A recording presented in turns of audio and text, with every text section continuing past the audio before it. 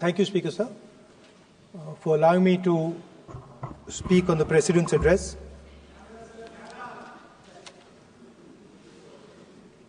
Camera. Thank you. Double thank you, sir.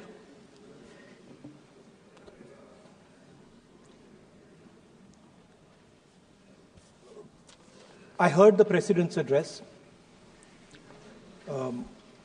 I sat there with Kharge ji and I listened to it. And I must say, I struggled through the President's address to maintain my attention on what was being said. Because I had heard pretty much the same President's address the last time and the time before that and the time before that. And it was the same laundry list of things that the government has done. We have done this, we have done this, we have done this, 50 or 100 things that the government has done.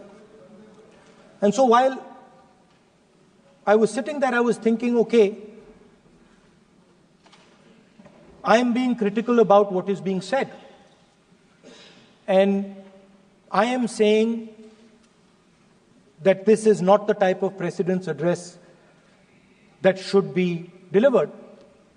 Well, the question came to my mind, what type of address would an India Gathbandhan government deliver? How would that address be different than the address we heard? Because it's no point me saying that it is a laundry list and then not providing an alternative idea. And so today I would like to lay out some dimensions of what an alternative address would look like, what the India Gathbandhan would probably focus on, and where we would lay emphasis. The future of this country is going to be decided by the young men and women of this country, the youth of this country. So I think anything we say has to be addressed to them, has to be spoken to them. The first thing in front of us, and this is something I'm sure the Prime Minister would accept, and pretty much everybody in this room will accept, is that even though we have grown fast, we are growing slightly slower now, but we are still growing. A universal problem that we have faced is that we have not been able to tackle the problem of unemployment. No, neither the UPA government nor today's NDA government has given a clear-cut answer to the youth of India about employment. I don't think anybody in this room will disagree with me. I'll give a little statistic for the Prime Minister. The Prime Minister, something I would agree with directionally. The Prime Minister proposed the Make in India program. I think a good idea. We saw the statues, we saw the functions, we saw the so-called investment, and the result is right in front of me. Manufacturing fell from 15.3% of GDP in 2014 to 12.6% of GDP today. That is the lowest share of manufacturing in 60 years. I'm not even blaming the Prime Minister, because I think it would not be fair to say he didn't try. I could say that the Prime Minister tried, and I think conceptually Make in India was a good idea, but it's pretty clear that he failed, because manufacturing went from 15.3% of GDP to 12.6%. So the first question that any alternative vision would answer to the youngsters of our country is, okay, what and how are we going to solve this problem of employment? Any country basically organizes two things. You can organize consumption, and then you can organize production. Modern way of saying organizing consumption is services. Modern way of saying organizing production is manufacturing. But there is more to production than simply manufacturing. For example, agriculture also is about production. Now, pretty much every government since 1990 has done a decent job on consumption, on organizing consumption. Which are the companies that organize consumption? Uber organizes consumption. Reliance organizes consumption. Adani organizes consumption. But we have, as a country, failed in organizing production. We have excellent companies that try to organize production. They are the Mahindras of this world. They are the Bajajes of this world. Part of Tata's organizes production, but the record of the country in organizing production is dismal. And essentially what we have done is we have handed over the organization of production to the Chinese. So this mobile phone, even though we are saying we make this mobile phone in India, that is not a fact. This phone is not made in India. This phone is assembled in India. All the components of this phone are made in China. The network that has produced this phone is made in China, is owned by China. So every time we use a phone, every time we wear a Chinese shirt, a Bangladeshi shirt, every time we wear a pair of Chinese sneakers, we are paying a tax to China. Because some Chinese youngster is earning a salary to make or to produce that product. So the first message I would give in a presidential address would be that India has to focus completely on production. Because if we do not focus on production and we continue to focus only on consumption, we will find that we will run huge deficits, we will increase inequality, and eventually we will run into a serious problem. Social problem because of unemployment, which we are already facing.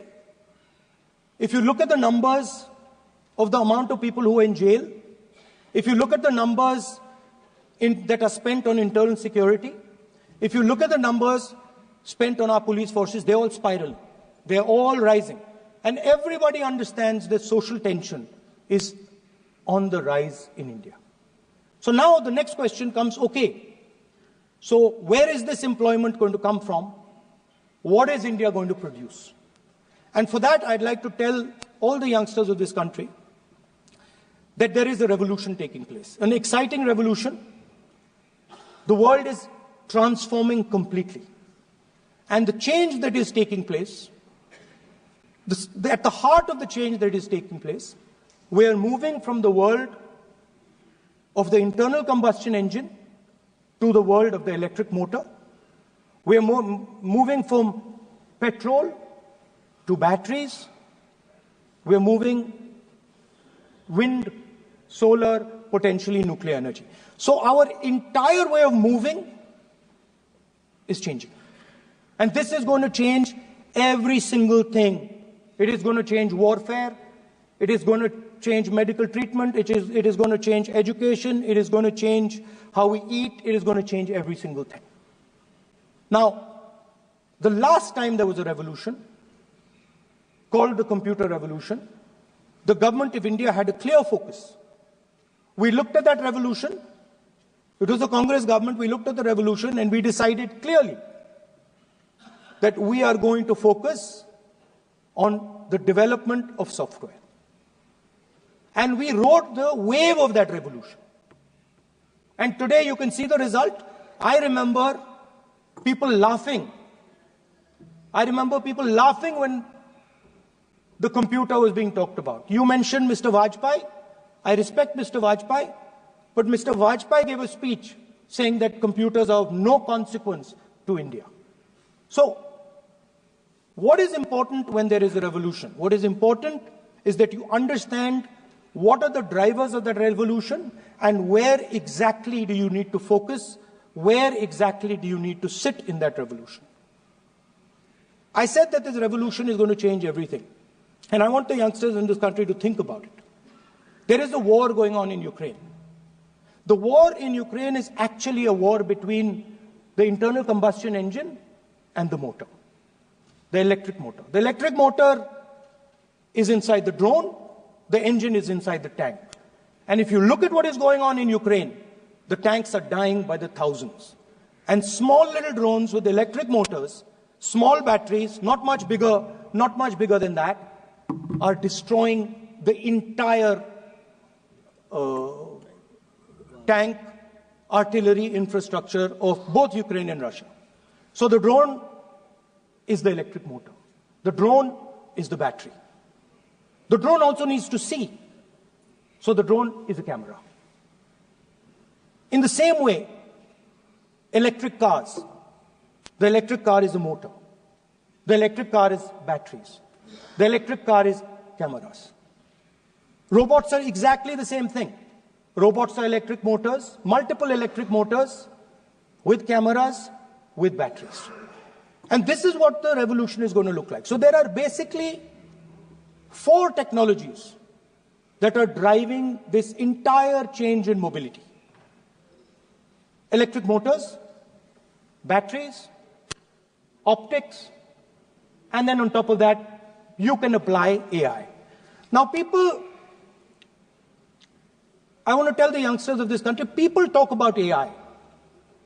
But it's important to understand that AI on its own is absolutely meaningless. Because AI operates on top of data. Without data, AI means nothing. And if we look at data today, there is one thing which is very clear. Every single piece of data that comes out of the production system in the world, the data that was used to make this phone, the data that is used to make electric cars, the data that is used to make basically all electronics on the planet today is owned by China. And the consumption data is owned by the United States. In China, the consumption data is owned by China, but in India, companies like Google, companies like Facebook, companies like Instagram, X, they own our consumption data. So if India wants to talk about AI, it has to first answer the question, what data is going to power that AI? And the answer today is India does not have that data. Neither does India have production data, neither does India have consumption data. We have handed our consumption data to the big American companies, and the production data we don't have anyway. So what would that vision look like? The first thing, we would start getting youngsters excited about this revolution. We would start to introduce the idea of a completely new way of moving, a complete revolution in how things move. We would start teaching our children in schools about batteries, about electric motors, about how these things combine, about how drones, robots, electric cars are structured, how they will work together. And most important, we have to start building a production network so that we can get access to production data. Now, what would we focus on? We would not give you a laundry list. China has at least a 10-year lead on India in this space.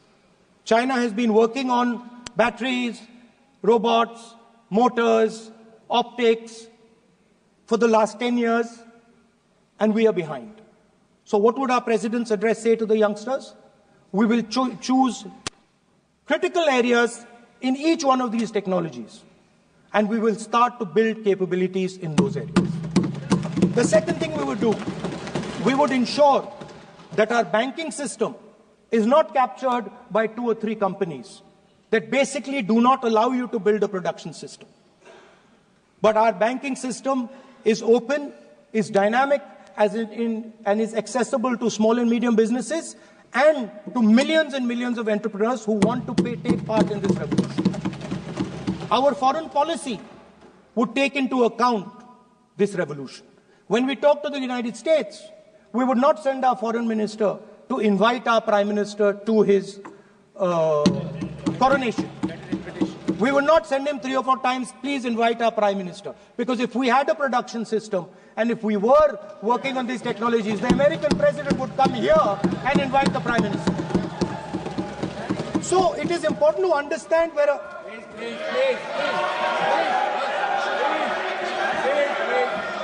So I'm sorry that disturbed you, that question. I apologize for disturbing your peace of mind. It's okay. I've apologized. I've apologized for disturbing your peace of mind. I'm sorry. So we would start by telling our young men and women that they have to be at the forefront of this revolution. We cannot afford that the Chinese are at the forefront of this revolution. Number one. Number two, we would ensure that the absolute best experts on these technologies would talk to our students, would talk to our youngsters, and guide them on what a future, on what these future technologies are going to do. We would make them partners in this revolution. Now, we talk about defense. And today, we have the Chinese. And the Prime Minister has denied it. And the army has contradicted the Prime Minister. It's true. The Prime Minister has denied it. The Prime Minister has denied it. And the army has disagreed with the Prime Minister that China is sitting on 4,000 square kilometers of our land, of our territory. The Prime Minister has denied that Chinese forces are inside our territory, but for some reason, our army keeps talking to the Chinese about their entry into our territory, and our Chief of Army Staff has said that the Chinese are inside our territory. This is a fact. This is not invention, this is a fact. Now, but the reason China is inside our territory is important. Because people think that wars are fought between armies and their weapons. But the fact of the matter is that wars are fought by industrial systems. The fact of the matter is that China has an industrial system that is far stronger, far bigger than our industrial system. And that is why they have the guts to come inside this country. The reason China is sitting inside this country is because Make in India has failed. The reason China is sitting inside this country is because India is refusing to produce. And I am worried that India is going to give up this revolution to the Chinese once again. The reason I made this reference is because everything is connected. If and when we fight a war with China, we will be fighting with Chinese electric motors, Chinese batteries, Chinese optics, and we will be buying Chinese motors, Chinese optics, Chinese batteries. It is a non-sustainable proposition. That is why for our security, for the future of our children, for the future of our country, we have to build a production system, and we cannot allow this revolution to go by. Yes. Now, the next step, we have a strategic partner called the United States. The partnership should focus on how India and the United States can work together to take advantage of this revolution. That is what the conversation should be on. Please understand that India is as important as the United States for the simple reason that they cannot build an industrial system without us. They cannot build a production system without us. No matter what they say, the Americans simply cannot do what India can do because their cost structure is much, much, much more expensive than ours. We can build things that the Americans would never imagine. India can do that. So that would be the first part of a president's address. We would talk to the youngsters in India and say to them, we want you to be partners in this revolution. We want to change the Indian banking system so you can have access to it. And we believe in you, we trust in you, and we believe you can take on the Chinese. That's the first part. The second part would be about participation. We have done a caste census in Telangana. And what we have found is shocking.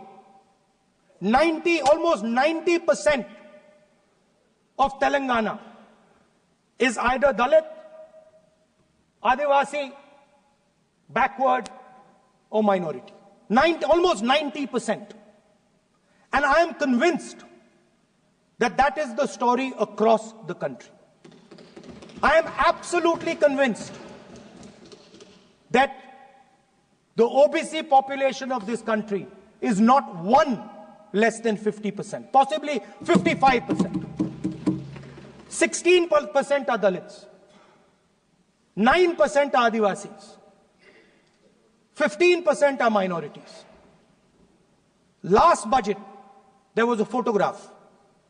You remember the photograph? Of course. वो मक्खन बांटने वाली, हलवा बांटने वाली photo. मैं हैरान हो गया कि इस बार फोटो ही हटा दी. हलवा खिलाया मगर दिखाया नहीं किसको खिला रहे.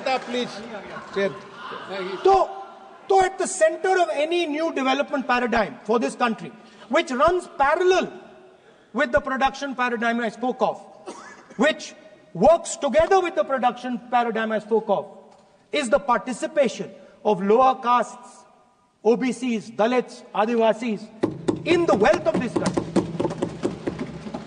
If we look at the largest corporates in this country, they're all owned. None of them are owned by OBCs. None of them are owned by Dalits. None of them are owned by tribals. If we look at the biggest media companies that support the Prime Minister, every day we see the Prime Minister's pleasant face, smiling face on these media. None of them are owned by OBCs. None of them are owned by Dalits. None of them are owned by Adivasis. This is the fact. So central to any new development paradigm is the architecture of a new paradigm. And that architecture of the new paradigm can only be built once the caste census is placed on this table. Because once the caste census is placed on the table, we will know exactly how much of this country's wealth, how much of this country's power, how many of this country's institutions are owned by 90% of this country. There are OBC MPs in the BJP. There are OBC MPs in the BJP. There are Dalit MPs in the BJP. There are Adivasi MPs in the BJP. Remember, you are OBCs, you have 50% of the population, and you have absolutely no power. I know that you're sitting there and you cannot even open your mouth. That is the truth of the country. Speaker sir, so the idea is, on one side, allow India and the Indian youngsters to participate in the coming mobility revolution. Allow them to participate in building robots, in building drones, in building electronic items, in building EVs. And on the other side, running parallel ideas. One idea participate in the mobility revolution. Whether you're thinking of economy,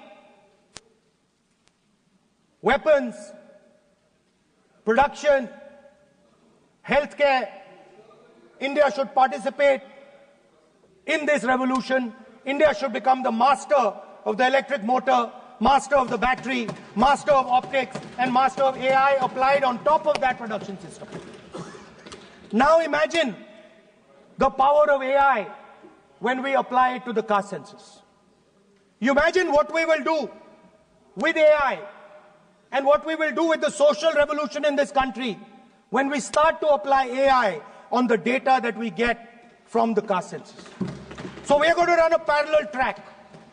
On one side, participation, revolutionizing the participation of Dalits, OBCs, Adivasis in the ruling of this country, in the institutions of this country, in distribution of wealth of this country. And on the other side, parallel track, challenge the Chinese and participate in the revolution and defeat the Chinese in electric motors, batteries, solar panels, and wind. Yeah. So that is the first two parts of any presidential election address that any India Gathbandhan leader would give you. The final, of course, we go back to the Constitution.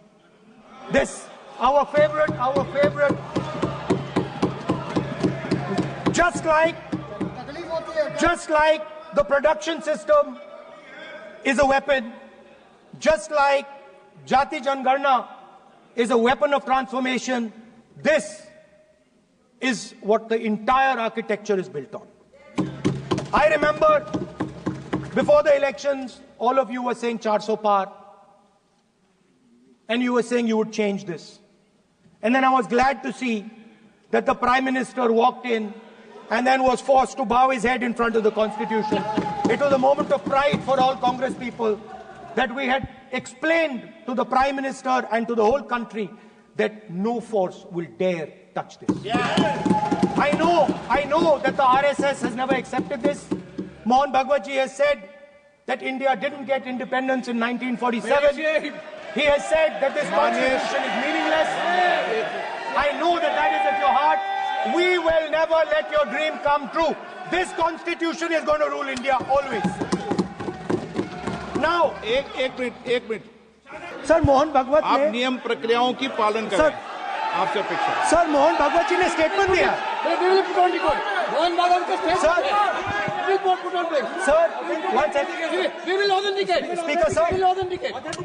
Speaker sir, Mohan Bhagwat ji made a statement saying that India did not receive independence in 1947. It received independence when the Ram Mandir was inaugurated. We will place that on the table. Now, sir, I would like to mention one small thing, but very important thing. Speaker, sir, this constitution is supported by this constitution is supported by the vote of our people. Without the secure vote of the Indian people, this constitution means nothing. Now I want to bring to the notice of this House some data, some information about the Maharashtra election. Very simple stuff. Speaker, sir, between the Lok Sabha election, which the India Alliance won, and the Vidhan Sabha election, the voting population of Himachal Pradesh was added to the voting roll of Maharashtra. Meaning the entire population of Himachal Pradesh was added to the voter rolls of Maharashtra. Please understand what I am saying. In Lok Sabha, the difference between Lok Sabha and Vidhan Sabha was the population of Himachal. The entire population. Almost 70 lakh new voters suddenly arrived between Lok Sabha and Vidhan Sabha. Now, the most interesting part, and the Prime Minister is not looking at me. The most interesting पूरी बात part. सुन रहा है। मजबूरी है। आप The तर्क most पे बात कर रहे हैं, interesting part तर्क पे सब सुनेंगे। देख नहीं रहे मुझे। तर्क पे बात करो। मुंह नीचे कर लिया suddenly. The most interesting part is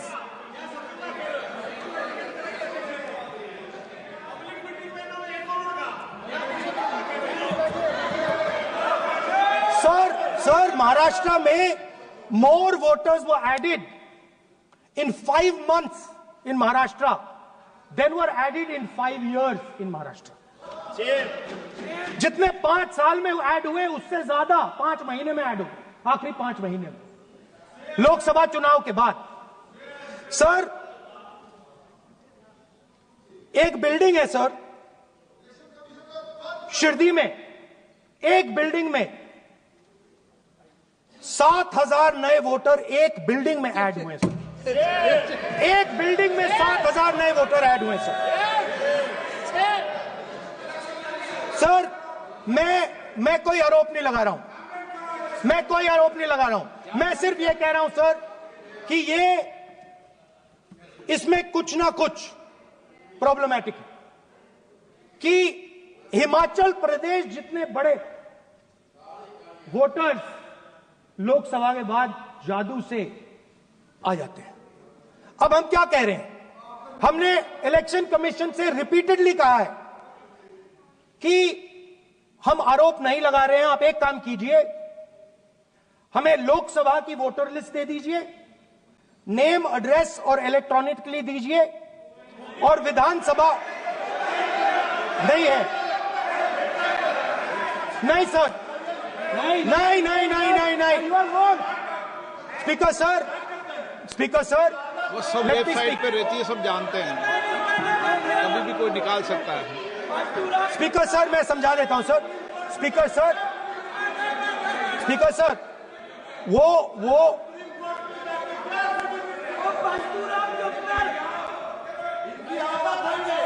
speaker sir, we have asked, speaker sir,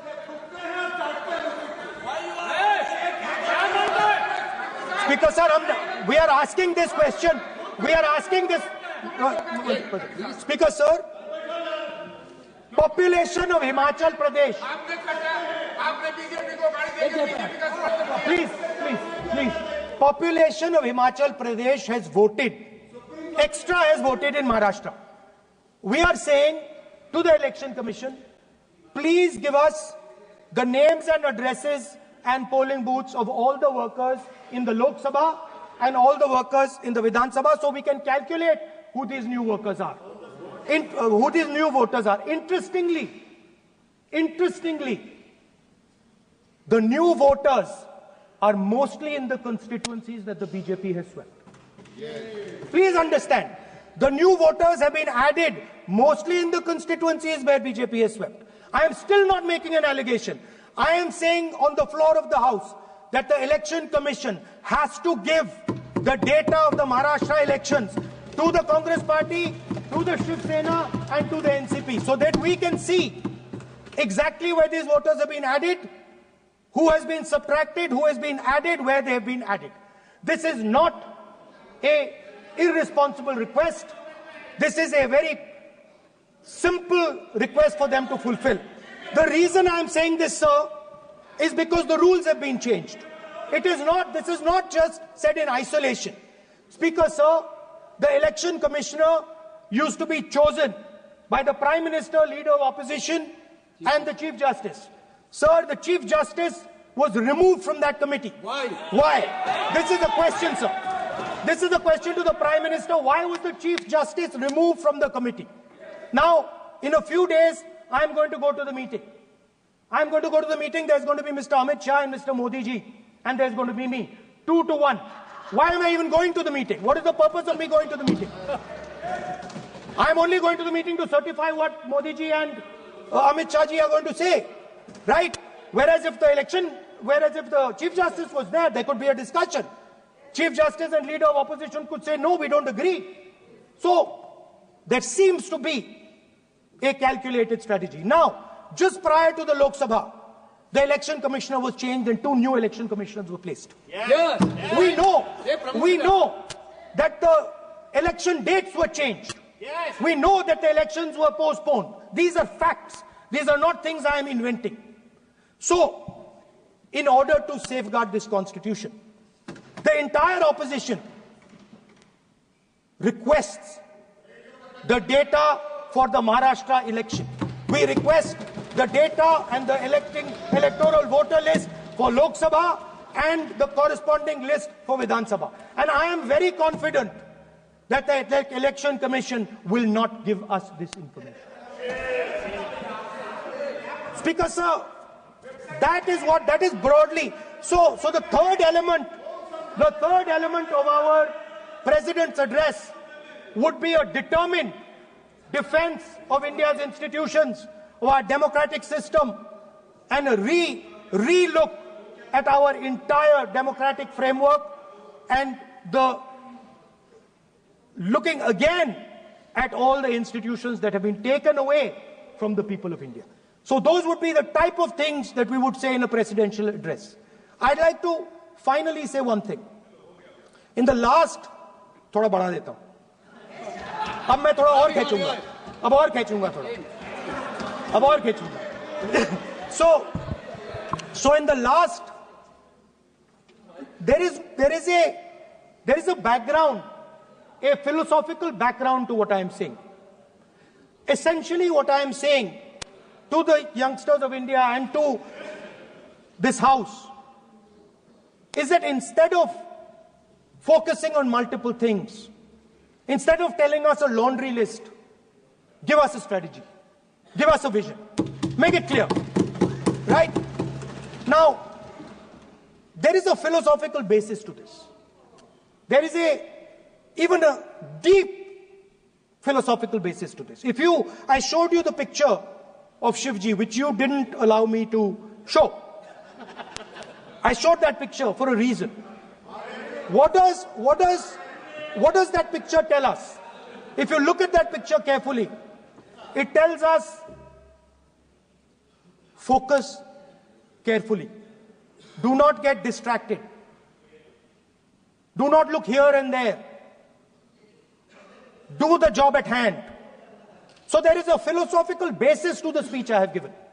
I have not told the House and the country that we will do this, and this.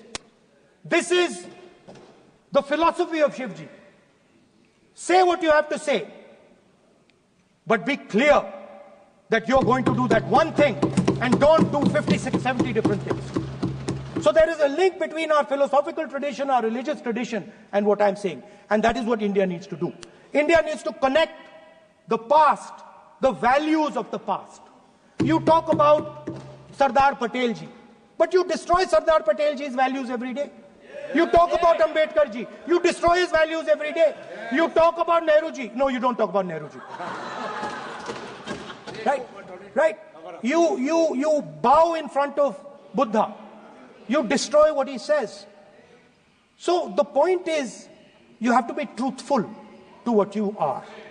Right? And it is important that when you are giving a way forward to the nation, there is clarity. There is clarity of purpose. There is no hatred. There is no violence. There is no anger. Because these things are destroying our country. So my speech has not been angry, has not been nasty. My speech has been very polite, very kind. And I thank the Prime Minister for coming and listening to it.